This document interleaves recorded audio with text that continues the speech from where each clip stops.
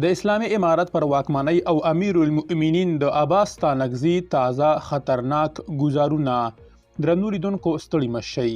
د اسلامي امارت د بهرنۍ چارو وزارت سیاسي مرستیال په کابل کې په یوې غونډه کې ویلي چې د اسلامي امارت د واکمنۍ دوام په ټولنه کې د عدالت په ټینګښت پورې اړه لري. په کومه ټولنه کې چې عدالت پلی نه وي او فساد او ګډوډي پکې وي، وګړي پر داسې واکمنۍ باور نه کوي او له هېواده تښتي. په کومه ټولنه کې چې عدالت نه وي پلی شوی او وګړو ته د انسان او مسلمان په شان انډولیز حقونه نه وي ورکړل شوي، وګړي واکمني خپله نه ګڼي او له هېواده تښتي.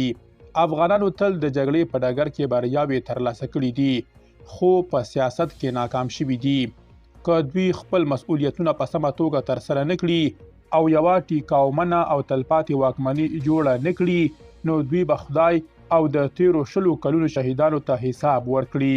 سیاسي مرستیال ستانکزي د اسلامي امارت د واکمنۍ د ټیکاو لپاره له نړیوالې ټولنې سره د اړیکو پراخول اړین وبلل او ویلي دي نړۍ د یو کلي په څیر ده او له اړیکو او سوداګرۍ پرته پکې ژوند نشي کولای.